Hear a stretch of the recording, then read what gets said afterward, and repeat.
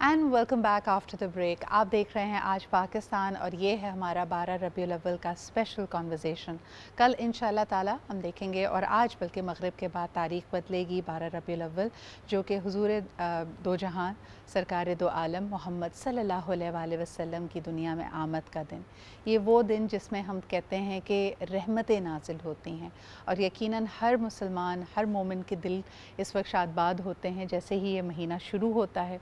खुशियों भरा महीना, बरकतों भरा महीना और ख़ास तौर पे अपने आप से अहद करने का महीना।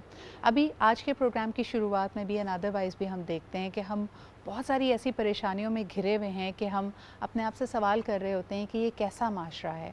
हम मुसलमान होने पे फ़ख्र करते हैं, लेकिन हमारे ही माशरे में इतना जुल्म, इतनी बर्बरियत, इतनी जाहलियत कि आपको हर तरफ ऐसा नज़र आएगा कि वही मंजर कशी नज़र आएगी जो आप शायद अपनी इस्लामियात की किताबों में कुफ्र के ज़माने के हवालों में सुनते थे कि जी बेटियों को ज़िंदा दरगोर कर दिया जाता है, एक आम आदमी की कोई इज़्ज़त नहीं होती।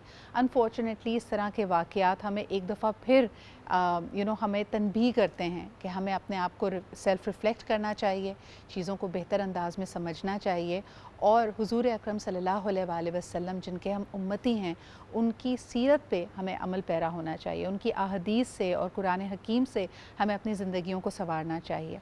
कुछ उन वाक़यात की तरफ नज़र डालेंगे जो सीरत नबवी का हिस्सा हैं और यकीनन ज़िंदगी के हर शोबे में हमारी रहनुमाई करते हैं। ख़ास तौर पे दोनों तरह के मौक़ों पर, जब आप फ़तह याब हों, जब आपका शुक्र का दिन हो, जब आप कामयाब करार पाए हों, जब आपने बहुत सारी अज़ियतें झेलने के बाद किसी चीज़ को पा लिया हो, तो उस वक्त आपका अंदाज़ क्या होना चाहिए। और फिर बिलखुसूस वो वक्त जब आप पे कठिन आजमाइश हो, जब आपका कोई काम बनता नज़र ना आ रहा हो, जब आप मायूस हों या आपको कोई राह सुझाई ना दे रही हो। ऐसे तमाम वाक़यात जो हुज़ूर अकरम सल्लल्लाहु अलैहि वसल्लम की ज़िंदगी में गुज़रे, उससे हम क्या सीख सकते हैं। आइए ज़रा इसका जायज़ा लेते हैं। आज एक बेहतरीन पैनल हमारे साथ मौजूद है। सबसे पहले जी हमारे साथ डॉक्टर फ़रहाना उवैस साहिबा मौजूद हैं। She is a scholar of Islamic history और हमेशा हम उनसे रहनुमाई लेते हैं। बहुत शुक्रिया फ़रहाना आपा आपकी मौजूदगी का। आप ही के साथ तशरीफ़ रखती हैं मिसेज़ इरम ज़िया, जो कि एक एकेडमिशियन भी हैं एंड अगेन समाजी और रिलीजियस मौज़ूआत पे बेहतरीन गुफ्तगू करती हैं। Last but definitely not the least, Sarwat Askari साहिबा भी हमारे साथ मौजूद हैं। आप भी एक दीनी स्कॉलर हैं, अगेन मुख्तलिफ़ वाक़यात और तारीख़ के पहलू से हमें मुख्तलिफ़ ऐसी प्यारी प्यारी बातें बताती हैं जो हमारे लिए मशअल राह साबित होती हैं। बहुत शुक्रिया आप सबकी आमद का। इसके अलावा समीरा तारिक भी हमें ज्वाइन करेंगी प्रोग्राम में एज़ अ सना ख्वा, क्योंकि ये दिन है और ये बल्कि पूरा महीना है। महीना भी क्या है, ये तो अल्लाह ताला की सुन्नत है। फ़रिश्ते और अल्लाह ताला हुज़ूर अकरम सल्लल्लाहु अलैहि वसल्लम पे दुरूद व सलाम भेजते हैं, तो इनसे भी हम खूबसूरत सा नातिया कलाम भी सुनेंगे। फ़रहाना आपा, गुफ्तगू का आगाज़ अगर आपसे किया जाए, सीरत नबवी के कई वाक़यात हमें अज़बर हैं, लेकिन जब हम ज़िंदगी में ख़ुद उन मरहलों से गुज़रते हैं कि हमें सब्र करना होता है या हमें हुस्न इख़लाक़ का मुज़ाहरा करना होता है, तो हम कहीं ना कहीं डगमगा जाते हैं। इसकी क्या वजह है? बिस्मिल्लाहिर्रहमानिर्रहीम। सबसे पहले तो आप सबको, तमाम देखने वालों को ये दिन, ये महीना बहुत मुबारक हो और इस पूरे महीने की जो फ़ज़ीलतें वो बेशुमार हैं। हम सिर्फ ये नहीं कह सकते कि बस एक लम्हे या एक दिन के लिए हैं। आप सल्लल्लाहु अलैहि वसल्लम की तशरीफ़ आवरी जो है अल्लाह ताला की एक बहुत बड़ी नेमत है, अल्लाह ताला का एक बहुत बड़ा एहसान है, जिसे ख़ुद अल्लाह रब्बुल इज़्ज़त ने कुरान पाक में भी कई मौक़ों पर बताया। किसी नेमत को अल्लाह ताला ने जतलाया नहीं, लेकिन नबी करीम सल्लल्लाहु अलैहि वसल्लम की आमद के हवाले से अल्लाह ताला ने कुरान में ये बताया हमको कि अल्लाह ताला का ये एहसान है तुम पर कि उसने तुम में से एक ऐसा नबी भेजा जो तुम्हें हिकमत की तालीम देता है और जो तुम्हारे लिए फ़िक्रमंद होता है, और बेशक तुम इससे पहले गुमराही में थे। तो ये जो हम बात करते हैं रसूल पाक सल्लल्लाहु अलैहि वसल्लम की आमद के हवाले से, तो अल्लाह रब्बुल इज़्ज़त ने जो इस कायनात को बनाया है, इसके पीछे जो ताकत थी, या कहना चाहिए जो अल्लाह ताला का एक मकसद था, वो एक मोहब्बत की वजह से था कि अल्लाह ताला चाहते थे कि अल्लाह के हबीब को इस दुनिया में भेजा जाए और फिर अल्लाह की पहचान कराई जाए। क्योंकि अल्लाह रब्बुल इज़्ज़त ने ख़ुद कहा कि मैं एक छुपा हुआ ख़जाना था, और जब मैंने चाहा कि पहचाना चाहूँ तो मैंने अपने हबीब मोहम्मद मुस्तफ़ा सल्लल्लाहु अलैहि वसल्लम को इस कायनात में भेजा। और यकीनन अल्लाह रब्बुल इज़्ज़त की पहचान जो है हमें रसूल पाक से मिली, हमें कुरान रसूल पाक से मिला, हमें ईमान रसूल पाक से मिला, हमें सब कुछ आप सल्लल्लाहु अलैहि वसल्लम की ज़ात पाक से मिला। यहाँ तक कि हमें अपनी पहचान जो है वो भी रसूल पाक सल्लल्लाहु अलैहि वसल्लम से मिली। लेकिन अल्लाह रब्बुल इज़्ज़त ने अपनी मोहब्बत के हुसूल के लिए एक शर्त लगा दी कि जो मेरी मोहब्बत हासिल करना चाहता है वो मेरे नबी की इताअत करे। फ़त्तबिऊनी की एक शर्त लगा दी کہ جو مجھ سے میری محبت کا حاصل کرنا چاہتا ہے وہ رسول کی اطاعت کرے، اور جو رسول کی اطاعت کرے گا نہ صرف یہ کہ میں اس سے محبت کروں گا، اس کے گناہوں کو بخش دوں گا، بلکہ میں اسے اچھے مقام دوں گا، اچھے انعامات دوں گا۔ قرآن پاک میں بہت ساری آیات میں یہ تمام چیزیں ملتی ہیں۔ اور پھر اطاعت کے حوالے سے ہمیں قرآن پاک میں اگر ہم الحمد سے والناس تک مطالعہ کرتے ہیں تو کم از کم 40 مقامات ایسے ہیں جہاں پر اللہ رب العزت نے کہا کہ اللہ کی اطاعت کرو، رسول کی اطاعت کرو۔ ان میں سے 22 مقامات تو ایسے ہیں جس پہ اللہ تعالیٰ نے اپنے نام کے ساتھ رسول کا نام لگایا کہ اللہ کی اطاعت کرو اور رسول کی اطاعت کرو، لیکن 18 مقامات ایسے ہیں جس پہ صرف رسول کی اطاعت کے بارے میں اللہ رب العزت نے بتایا۔ اچھا، یہ تمام جو محبت کے سلسلے ہیں، ایمان کے سلسلے ہیں، یہ ہمارے آقا کی ذات سے ہی جڑے ہوئے ہیں، کیونکہ ہم اگر ان کے ساتھ محبت کے جذبوں میں اور چیزوں میں سنسیئر ہیں تو ہم اللہ سے سنسیئر ہیں۔ اور جو آپ نے سوال کیا اس میں دیکھیں ایمان کے حوالے سے بھی اللہ رب العزت نے کہا تھا کہ قرآن پاک میں ہی آیات ہیں کہ جو لوگ تم سے کہتے ہیں کہ ہم ایمان لے آئے تو وہ زبانی کلامی تو کہتے ہیں لیکن دل سے انہوں نے قبول نہیں کیا۔ یعنی ایک تو ہوتا ہے نا صرف اظہار کر دینا، ایک ہوتا ہے اس کو ایبزارب کر لینا کہ کیا آپ نے دل سے اپنے اندر اس چیز کو اتار لیا اور آپ نے اس کو اپنی شخصیت کا حصہ بنا لیا۔ تو جیسے ایمان کے حوالے سے اللہ رب العزت نے قرآن پاک میں جگہ جگہ یہ کہا کہ اے نبی، یہ بہت سے لوگ جو تم سے کہتے ہیں کہ ہم ایمان لے آئے تو اصل میں یہ ایمان نہیں لائے، یہ صرف اس کا زبانی اظہار کرتے ہیں۔ اسی طرح جب ہم سیرت کی بات کرتے ہیں اور ہم کہتے ہیں ہم سیرت کا تذکرہ کرتے ہیں، ہم واقعات سنتے ہیں، ہم رسول پاک صلی اللہ علیہ وآلہ وسلم کی حیات مبارکہ کے بار بار ان واقعات کا تذکرہ کرتے ہیں، صبح شام مثالوں میں بتا رہے ہوتے ہیں، لیکن ہم اس کو اختیار کیوں نہیں کرتے؟ اس کی وجہ بھی یہی ہے کہ ہم زبانی کلامی تو کر رہے ہیں اظہار، لیکن ہم نے اس کو ایبزارب نہیں کیا، یعنی ہمارے حلق سے نیچے نہیں ہوتا۔ جی، جیسے میں آپ کو بتاؤں کہ میں نے جو اطاعت کی بات آپ سے کی نا، تو اطاعت کا مطلب یہ ہے کہ جو حکم دے دیا جائے اسے مان لو، یہ حلال ہے، یہ حرام ہے، یہ اچھا ہے، یہ برا ہے۔ لیکن ایک ہے اتباع، کہ جب آپ اطاعت کے ساتھ محبت کو شامل کر لیتے ہو تو پھر اتباع بن جاتی ہے اور پھر آپ دیوانے ہو جاتے ہو۔ اچھا، اب یہ اس کو مجھے صرف ایک پوائنٹ وضاحت کرنے دیں کہ اتباع کیا ہے۔ ایک شخص آیا نبی کریم صلی اللہ علیہ وآلہ وسلم کی محفل میں، آپ صلی اللہ علیہ وآلہ وسلم بیٹھے صحابہ کرام کو کچھ سکھا رہے تھے۔ اس شخص نے دیکھا کہ آپ کے کرتے کا اوپر کا بٹن جو ہے وہ کھلا ہوا تھا، اس نے آپ کی محبت میں اپنے کرتے کا بٹن کھول لیا اور پھر ساری زندگی اوپر کا بٹن ہی لگایا۔ تو یہ ایک چھوٹی سی محبت کی مثال ہے۔ تو جب تک ہم اس اطاعت میں محبت کو شامل نہیں کر لیتے، ہم رسول کی اتباع کی طرف نہیں آ جاتے، ہم اپنے کردار کو نہیں بدل سکتے۔ اچھا، یہ اتنی خوبصورت بات ہے، اسی کو تھوڑا سا اور آگے لے کے جانا چاہوں گی۔ مسز ارم، جیسے حضور اکرم صلی اللہ علیہ وآلہ وسلم کی ایک حدیث مبارکہ ہے، اس کا مفہوم بیان کر رہی ہوں، لفظی طور پہ اس کو ہو سکتا ہے اس کو سمجھانا اس طرح آسان ہو کہ حضور نے کہا کہ جب تک میں تمہیں تمہارے مال و زر سے، تمہارے والدین سے، یہاں تک کہ تمہاری اولاد سے بھی زیادہ محبوب نہ ہو جاؤں تو یہ محبت، یہ جو رسپیکٹ ہے، یہ مکمل نہیں ہے۔ اس حدیث کا آپ کس طرح لوگوں کو سمجھائیں گے اور اس سے آپ کس طرح معنی اخذ کرتی ہیں؟ بہت بہت شکریہ سدرا، اور سرکار علیہ السلام کی آمد اور یہ مہینہ آپ کو اور تمام دیکھنے والوں کو، اہل عالم اسلام کو بہت مبارک ہو۔ یہ تم نے حدیث بیان کی ہے، ابھی جس تم نے سوال ایک کیا تھا نا، دیکھو کہ ہمیں سرکار علیہ السلام کا ہم مہینہ بہت عزت سے مناتے ہیں، محبت ہوتی ہے، ہر چیز موجود ہے، لیکن معاشرے میں اس کا عکس نہیں دکھتا۔ بالکل، کہیں ہماری زندگیوں میں بھی اس کا عکس نہیں دکھتا۔ ایک مہینہ آیا، دل میں محبت موجود ہے، لیکن شاید دوسری چیزوں کی کلوس اتنی زیادہ ہو گئی ہے کہ یہ چمک اس طرح سے ہمارے وجود کو روشن نہیں کر پاتی۔ اب یہ حدیث جو تم نے بیان کی، جس کا مفہوم، اب یہ ہو بھی کس کے ساتھ رہے؟ حضرت عمر، تو ساتھ میں حضرت عمر آپ کے اس وقت چہل قدمی کر رہے تھے، اور سرکار علیہ السلام نے پوچھا تھا کہ عمر تم مجھ سے کتنی محبت فرماتے ہو، کتنی محبت کرتے ہو؟ آپ نے کہا یا رسول اللہ، پورا وہ بیان کیا کہ میرے ماں باپ، اور یہ آپ نے کہا تمہارا ایمان مکمل نہیں ہے۔ پھر اسی طریقے سے، کیونکہ ایک پورا تفصیل ہے اس میں، وہ حضرت عمر کٹ ڈاؤن کرتے چلے گئے، اور پھر ان کا یا رسول اللہ میں آپ سے دنیا کی ہر شے سے زیادہ محبت کرتا ہوں، اب تمہارا ایمان مکمل ہے۔ کہنے کا مطلب یہ ہے کہ ایمان کیوں مکمل ہو رہا ہے سرکار علیہ السلام کی محبت کے ساتھ؟ ماں باپ کا درجہ دیکھو قرآن میں، بے شک، رشتہ داروں کا درجہ دیکھو، اولاد کو کھلانے کا ثواب دیکھو، بیوی کو کھلانے کا ثواب دیکھو۔ ایمان کا مکمل ہونا ہے سرکار علیہ السلام کی محبت سے، جو آج شاید لفظی طور پہ تو موجود ہے، کرداروں میں نہیں ہے۔ کیوں ہے؟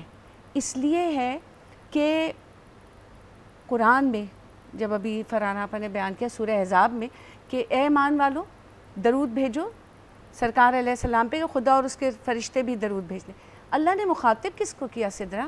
یا ایھا الناس کو تو نہیں کیا، اے ایمان والوں، کہ اب اللہ اپنے ایمان والوں سے یہ چاہتا ہے. تو ایک وہ شخص جو سرکار علیہ السلام پہ درود بھیجتا ہے، اس کا مطلب ہے کہ وہ ایمان، وہ محبت اس کے اندر موجود ہے.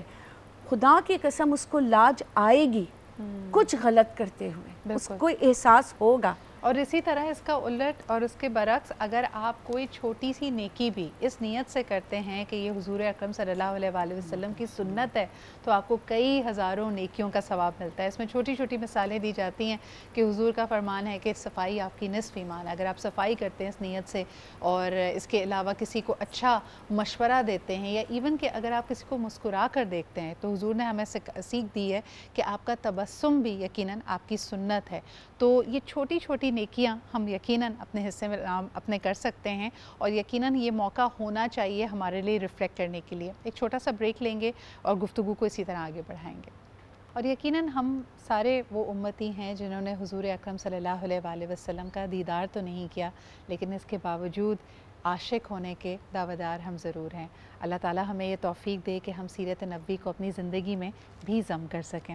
ثروت آپا، یہ سوال آپ سے کہ حضور اکرم صلی اللہ علیہ وآلہ وسلم نے جب ہمیں ہدایت دی اور اپنے عمل سے یہ کر دکھایا کہ آپ کیسے زندگی کے ہر موقع پہ صبر اور شکر کیا کرتے تھے، تو سوال یہ پیدا ہوتا ہے کہ جب ہم عام انسان زندگی کے ایسے موقعوں سے گزرتے ہیں جب ہمیں بہت غصہ آتا ہے، تو ہمیں کیا کرنا چاہیے؟ بسم اللہ الرحمن الرحیم. السلام علیکم. دل نے چاہا کہ کروں شان محمد کو رقم، فکر مجہول ہوئی گر پڑا ہاتھوں سے قلم. کون کر سکتا ہے توصیف شہنشاہ امم، اور قاب قوسین کی منزل پہ گئے جس کے قدم.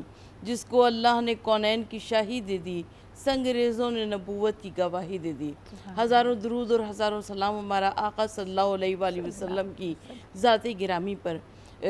وہ دانائے سبل ختم الرسول مولائے کل جس نے غبار راہ کو بخشا فروغ وادی سینہ.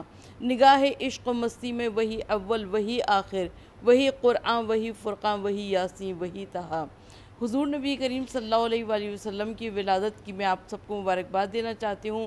اور یہ پروگرام کیا اور یہ مہینہ کیا، اگر ہمیں عمر نو ملے اور وہ بھی تمام ہو جائے اور ہم حضور نبی کریم صلی اللہ علیہ وآلہ وسلم کے احسانات کا ذکر کرتے رہیں تو وہ بھی کم ہے. اور حضور نبی کریم، اور بے شک سدرہ آپ کو اور فرحانہ آپا کو اور ارم کو، ہم سب کو، مجھ کو، ہم سب کو، سمیرہ کو، ہم سب کو اللہ کا احسان ادا کرنا چاہیے، شکر ادا کرنا چاہیے کہ پروردگار عالم نے ہم عورتوں کو سرکار دو عالم صلی اللہ علیہ وآلہ وسلم کی امت میں تخلیق کیا. کیونکہ زمانہ کفر میں جب عورتوں کو پیدا ہوتے ہی زندہ دفن کیا جاتا تھا، تو حضور نبی کریم صلی اللہ علیہ وآلہ وسلم کے مبعوث برسالت ہونے کے بعد عورت کو باپ کی وراثت میں سے حصہ دار قرار دیا جا رہا ہے. عورت پہ علم حاصل کرنا واجب اور لازم قرار دیا جا رہا ہے. یہ حضور نبی کریم صلی اللہ علیہ وآلہ وسلم کے احسانات ہیں. آپ نے غصے پر بات کی، تو حضور نبی کریم صلی اللہ علیہ وآلہ وسلم کی سیرت میں ہمیں غصے کو کنٹرول کرنا بہت زیادہ ملتا ہے. اور میں ریفرنس دینا چاہوں گی کہ جب فتح مکہ کے فاتح کی حیثیت سے حضور نبی کریم صلی اللہ علیہ وآلہ وسلم داخل مکہ ہوئے، تو آپ مجھے ایک بات بتا دیجئے کہ مشرکین مکہ نے، کفار مکہ نے حضور نبی کریم صلی اللہ علیہ وآلہ وسلم کے ساتھ کیا کیا کیا تھا کہ حضور نبی کریم صلی اللہ علیہ وآلہ وسلم کو مکے سے ہجرت کر جانے پر مجبور کیا. اور آقا صلی اللہ علیہ وآلہ وسلم ایک عظیم فکری انقلاب برپا کرتے ہوئے خانہ کعبہ میں مکے میں داخل ہوئے. اور یاد رکھیے کہ انقلاب میں کبھی سروں کے، کبھی امن کا سفید پرچم لہراتے ہوئے کوئی داخل نہیں ہوتا، بلکہ سروں کے مینار استادہ ہوتے ہیں. پھولوں کے غنچے نہیں ہوتے بلکہ خون کی ندیاں بہتی ہیں. مگر حضور نبی کریم صلی اللہ علیہ وآلہ وسلم امن کا سفید پرچم لہراتے ہوئے داخل خانہ کعبہ ہوئے. اور حضور نبی کریم صلی اللہ علیہ وآلہ وسلم نے فرمایا کہ جو آج اپنے گھر کو بند کر کے بیٹھے اس کے لیے بھی امان ہے، جو خانہ کعبہ میں پناہ لے لے اس کے لیے بھی امان ہے. تو حضور نبی کریم صلی اللہ علیہ وآلہ وسلم نے غصے کو ضبط کر کے یہ بتایا کہ امت مسلمہ کے واسطے کون سا طریقہ عمل ہونا چاہیے. آج ہم دیکھتے ہیں کہ ہمارے معاشرے میں بہت سارے ایسے لوگ ہوتے ہیں جن کو اپنے غصے پہ کنٹرول نہیں ہوتا، اور وہ अच्छा, आजकल तो अच्छा ये भी है ना सरवत आपा कि हम उसको कोई मेंटल इलनेस का नाम दे देते हैं, लेकिन ये जाहरियत जो हमारे लहजों में, हमारे रवैयों में आ गई है, यकीनन उसकी मनाही होनी चाहिए। आपने जैसे यहाँ पे ज़िक्र किया, इरम जी, ये सवाल आपके पास लेके आऊँगी कि ज़माना जाहलियत में या इस्लाम के आने से पहले जो ख़वातीन के हुकूक़ थे किस तरह सल्ब किए जाते थे। आज भी हम आए दिन ख़वातीन पे मज़ालिम की ख़बरें सुन रहे हैं, हालाँकि हुज़ूर अकरम सल्लल्लाहु अलैहि वसल्लम ने अपनी वसीयत में बारहा कहा था कि ख़वातीन के साथ मामलात को नरम रखना, इंसाफ़ पसंदी से काम लेना। तो हम ये क्यों भुला बैठे हैं? और आज जब हम माशरे को देखते हैं तो ये 1400 साल के पहले का नहीं, ये तो आज के हमारे मंजरनामे की ऐसा लगता है मंजरकशी हो रही है। बिल्कुल सिद्रा, सही कह रही हो कि आज हम जो जिन हालात से गुज़र रहे हैं पूरी दुनिया में, और मैं बात करूँगी बिलखुसूस पाकिस्तान की, हमारे मतलब कानों में और आंखें जो रोज़ाना ख़बरें पढ़ती हैं और कान जो रोज़ सुनते हैं तो दिल दहलने लगे हैं। हम खौफ की एक हालत में अब आने लगे हैं कि पता नहीं कि अगले पल हमें हव्वा की किस बेटी के साथ क्या होता हुआ मिलेगा। और अफसोस इस बात का है कि जो इंसाफ करने वाले लोग हैं वो खामोश हैं, कि जैसे ज़बानें सिल गई हैं। मैंने तुम्हें बात कही ना तुम्हारे ही पहले सवाल पे कि जब सरकार अलैहिस्सलाम की मोहब्बत ज़बानी तो है, अंदर नहीं है। जब अंदर ही नहीं है तो तालीम मुस्तफ़ा सल्लल्लाहु अलैहि वसल्लम को अपनी ज़िंदगियों में हम राइज कैसे करेंगे? अब वो ज़माना जहाँ बेटी को निदामत का बायस समझते हुए ज़िंदा दफन कर दिया जाता था, या कुरान में जैसे उन काफिरों के लिए, उन जाहिलों के लिए यही कहा गया कि वो क्या कहते थे, वो कहते थे कि नर खाने के लिए औरतें हकदार नहीं हैं, वो सिर्फ मुर्दार खा सकती हैं। कि अगर जानवर का कोई बच्चा मुर्दा पैदा हुआ और वो नर है तो वो औरत खाएगी, मगर जो ज़िंदा नर है वो औरत को नहीं मिलेगा। फिर सबसे बड़ी जहालत ये कि माँ से शादी हो जाती थी, या मियाँ मर गया तो जिस दोस्त का दिल चाहा उसने चादर डाल दी, बेटे ने डाल दी। अब चाहे वो बांदी बना ले या निकाह में लिया है, वो उसकी मर्ज़ी होती थी। अब आज हम क्या देख रहे हैं? आज बज़ाहिर तो हमें ये नहीं नज़र आ रहा, लेकिन माँओं के साथ जो सलूक हो रहा है, बीवियों के साथ जो सलूक हो रहा है, छोटी मासूम बच्चियों के साथ जो सलूक हो रहा है, तो अहले इक़्तिदार जो हैं, जो फ़ैसले कर सकते हैं, वो सज़ाएँ नहीं हैं, जिसकी वजह से ये है। अब सारी बात तो हमने कर दी कि ज़ाहिर है भी ऑलवेज़ और हमेशा अल्लाह करे ऐसा होता रहे कि हम इस महीने को इसी शान व शौकत के साथ मनाएं, लेकिन व्हाट इज़ द पॉइंट? जो तुम्हारा पहला सवाल था कि मैं तुम्हें क्यों नहीं, पॉलिसी फ्रेमवर्क और हमारी सोसाइटी के खदो खाल में भी वो मोहब्बत मुस्तफ़ा आया नहीं होनी है। चाहिए। बस एक बात पे ख़त्म करूँगी सिद्रा कि क्यों ये कहा गया कि तुम्हारा ईमान मुकम्मल नहीं, क्योंकि जब तुम्हारी मुझसे मोहब्बत है तो तुम दूसरी चीज़ों को दरगुजर करोगे, तुम कंट्रोल में लाओगे, क्योंकि तुम्हारी अना तुम्हें बहकाएगी नहीं। ये जो अना का इफ़रीत है ना, अगर सरकार अलैहिस्सलाम से मोहब्बत के दावेदार हैं तो सबसे पहले अपने अंदर की ज़िद, अना और वो जो एक अपने रुतबे की शान है ना, उसको ख़त्म करें। बहुत ही अहम बात। फरहाना आपा, जहाँ हमने ख़वातीन का जिक्र किया, बच्चों के साथ भी आजकल बहुत ज़्यादा मज़ालिम होते हैं। बच्चों के साथ हमारा घरों में भी रवैया आम तौर पे भी हम बहुत बाइज़्ज़त तरीके से नहीं करते। सीरत नबी हमें क्या सीख देती है कि बच्चों के साथ हमारा सलूक, हमारा रवैया क्या होना चाहिए? बिस्मिल्लाहिर्रहमानिर्रहीम। नबी करीम सल्लल्लाहु अलैहि वसल्लम ने जितने भी रिश्ते हमें अब उनके आसपास मौजूद थे और उनके साथ जो मोहब्बतें सिखाई हैं, असल में उन्होंने यही बताया कि एक हुस्न अखलाक होता क्या है। आपने ये बताया कि वो तमाम रिश्ते, वो तमाम लोग जो आपके घर में मौजूद हैं, जो आपके अतराफ़ में मौजूद हैं, और उनके जो हुकूक आपके ऊपर वाजिब हैं, आपने उनको किस खूबसूरती के साथ अदा करना है। यानी वो हुकूक अदा आपने करने हैं, लेकिन खूबसूरती के साथ करने हैं। आपने ख़ुद अपने बच्चों के साथ किस तरह का रवैया रखा, आपने अपने घर में कोई मुलाजिम है तो उसका रवैया कैसा रखा, ये सब आपने करके दिखाया अपने सहाबा किराम के साथ। बच्चों की मिसाल ले लें, अपनी बेटियों से बेइंतहा मोहब्बत की। उस दौर में जब बेटियों को ज़िंदा दफन कर दिया जाता था, आपने बताया कि ये तो मेरे जिगर का टुकड़ा है, और आपने ये अल्फाज लोगों को बताए कि ये बेटियां तो मेरे जिगर का टुकड़ा है, और आपने उनसे मोहब्बत वो करके दिखाई, इज़्ज़त करके दिखाई, ताकि लोगों को पता चले कि बेटी से मोहब्बत कैसे की जाती है। बेटी घर में आती है तो उसको किस तरह चूमा जाता है, उसके लिए अपना रुमाल बिछा दिया जाता है, उसको बिठाया जाता है, उसकी बात को सुना जाता है। यहाँ से तो आपने इज़्ज़त का दी बेटियों को और बताया। फिर आपने फरमाया जिसकी 2 बेटियाँ हैं और उसने उनकी अच्छी तरबियत की, उनको उनके घरों में आबाद किया, तो वो जन्नत में मेरे साथ इस तरह होगा। आपने 2 उंगलियाँ इशारा करके बताई, जैसे ये 2 उंगलियाँ एक दूसरे के करीब हैं। यहाँ तक कि एक सहाबी ने पूछा कि अगर किसी की एक ही बेटी हो, तो आपने फरमाया अगर उसने अच्छी तरबियत की तो वो भी वो मकाम हासिल कर लेगा। پھر ہم اگر بچوں میں ہی دیکھتے ہیں تو حضرت انس رضی اللہ تعالیٰ عنہ جو ہیں 8 سال کی عمر میں رسول پاک کے پاس آئے. ان کی والدہ نے خاص طور سے حضور کی خدمت میں ان کو اس لیے بھیج دیا تھا کہ ان کی تربیت ہو جائے گی بہت اچھی سی. تقریباً 10 سال وہ نبی پاک کے ساتھ رہے اور وہ ہمیشہ یہ کہتے تھے کہ آپ صلی اللہ علیہ وآلہ وسلم نے کبھی میری غلطیوں پر بھی مجھے نہیں ڈانٹا یا جھڑکا, بلکہ ایک دفعہ ایسا ہوا کہ آپ نے ان کو کسی کام کے لیے بازار بھیجا کہ جاؤ یہ کام کر کے آؤ. جب دیر ہو گئی اور وہ نہیں آئے تو آپ صلی اللہ علیہ وآلہ وسلم فکر مند ہوئے, تو آپ نے جا کے دیکھا کہ انس کہاں ہیں. دیکھا تو بچوں کے ساتھ کھیل رہے تھے. تو آپ نے صرف ان کو پیچھے سے آ کے پکڑا اور کہا کہ انس تم کیا کر رہے ہو, یعنی یہ نہیں کہا کہ یہ تم کیا کرنے لگ گئے اور تم کہاں کھیل میں تم مصروف ہو گئے. پیار اور محبت سے ان سے پوچھا کہ میں نے تو تمہیں ایک کام کہا تھا, تم کہاں کیا کرنے لگے. پھر سب سے بڑی مثال جو بچوں کی محبت ہے وہ حسن اور حسین ہے. کس طرح آپ صلی اللہ علیہ وآلہ وسلم ان کو اپنے کندھوں پہ بٹھایا کرتے تھے. خطبہ دے رہے ہیں جمعے کا, لیکن جب بچہ بھاگتا ہوا آگے سے آیا ہے اور گر گیا ہے تو آپ خطبے سے اٹھ کے اس کو اٹھا رہے ہیں, گود میں بٹھا رہے ہیں. وہی بچے جب سجدے کی حالت میں آپ کے اوپر سوار ہو گئے ہیں تو آپ نے اپنے سجدوں کو طویل کر دیا ہے. تو یہ وہ محبتیں ہیں جو ہمارے آقا نے ہمیں بتائیں کہ بچوں کو کس طرح سے لے کے پروان چڑھایا جاتا ہے اور کس طرح سے محبتوں کا اظہار کیا جاتا ہے. بہت ہی خوبصورت بات. ایک چھوٹے سے بریک کی طرف بڑھتے ہیں اور آپ کے کچھ سوالوں کو ضرور سامنے رکھیں گے. خاص طور پہ جب اللہ تعالیٰ نے یہ فرمایا کہ ہم نے آپ کو کوثر عطا کی, لوگ یہ سمجھنا چاہتے ہیں کہ حضور اکرم صلی اللہ علیہ وآلہ وسلم کو کوثر عنایت کرنے کا کیا مفہوم ہے. اس پہ بات کریں گے ایک چھوٹے سے بریک کے بعد. Welcome back after the break. اور مارننگ شو کے جو اوقات ہوتے ہیں اس میں there is always a race against time, لیکن آخری کچھ لمحات ہمارے پاس آج کے پروگرام کے موجود ہیں, تو کچھ مختصر سوال میں اپنے پینل سے کرنا چاہوں گی. فرحانہ آپا, اکثر ہم جب سورہ کوثر کا ذکر کرتے ہیں, قرآن کی سب سے مختصر سورہ, اس میں حضور اکرم صلی اللہ علیہ وآلہ وسلم کو کوثر عطا ہونے کی نوید دی گئی, اور اکثر لوگ کبھی اس کو ایک حوض کوثر کا تصور دیتے ہیں. کوثر کو کثرت سے بھی اس کے جو روٹ ورڈ ہے اس کی بھی ایک لنک بنائی جاتی ہے. یہاں پہ کوثر سے کیا مراد ہے؟ بسم اللہ الرحمن الرحیم.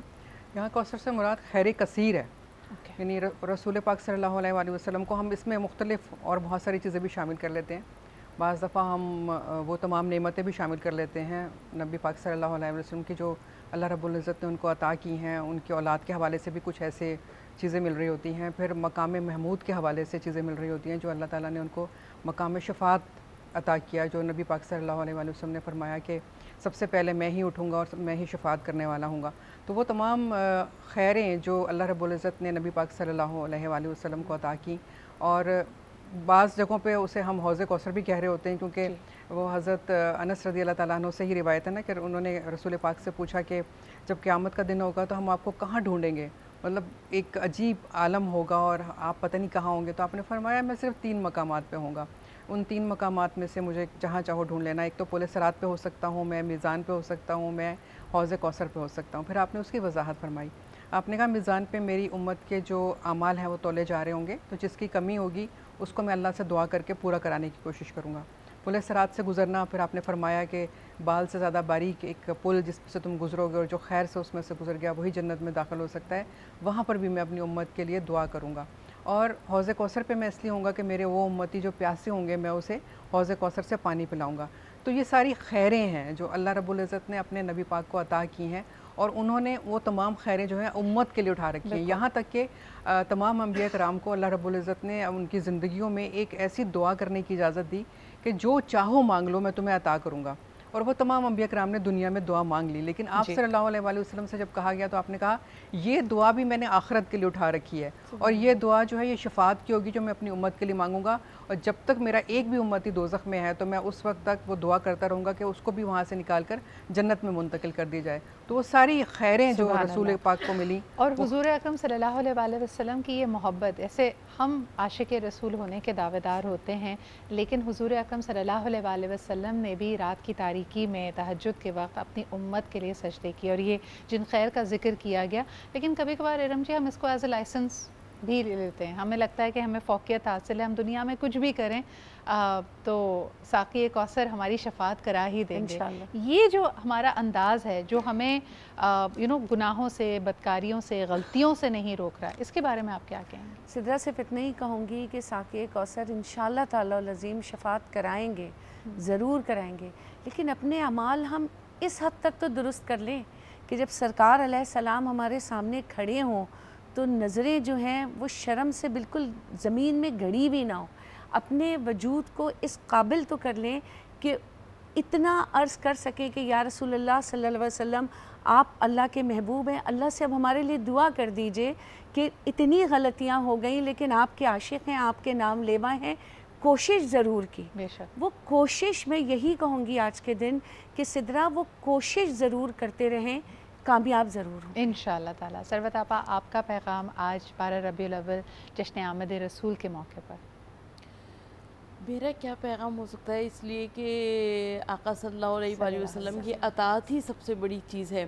اور آپ نے جو سورہ کوثر کے متعلق سوال کیا تو حضور نبی کریم صلی اللہ علیہ وآلہ وسلم کے گھر میں کئی بیٹوں کا انتقال ہو چکا تھا۔ عاص بن وائل ملعون نے کہنا شروع کیا کہ محمد نعوذ باللہ من ذالک محمد ابتر ہو گئے ہیں، تو حضور نبی کریم صلی اللہ علیہ وآلہ وسلم کے قلب نازک پر ایک چوٹ لگی اور آپ نے جانب آسمان دیکھا، کہا کہ پروردگار تیری مصلحت میں یارہ کلام تو نہیں مگر میرا یہ مقام بھی نہیں کہ یہ لوگ مجھے ابتر کہتے پھریں، اور حضور نبی کریم صلی اللہ علیہ وآلہ وسلم کے قلب مطہر پر اس وقت سورہ کوثر کا نزول ہوا کہ اے محمد ہم نے آپ کو کوثر عطا کیا۔ تو کوثر سے مراد یہاں پر شہزادی کونین فاطمۃ الزہرا سلام اللہ علیہا کی ذات گرامی ہے، اس لیے کہ 3 برس تک یہ سورہ کوثر دروازہ خانہ کعبہ پر آویزہ رہی اور وہ کفار و مشرکین سر پٹک کے رہ گئے کہ ما ھذا کلام البشر، یہ کسی انسان کا کلام نہیں بلکہ خالق انسان کا کلام ہے۔ سبحان اللہ۔ اور یہ میرے خیال میں تمام ہم لوگوں کے لیے ہدایتیں ایک دفعہ پھر ہم سب کی جانب سے، ہماری پوری ٹیم کی جانب سے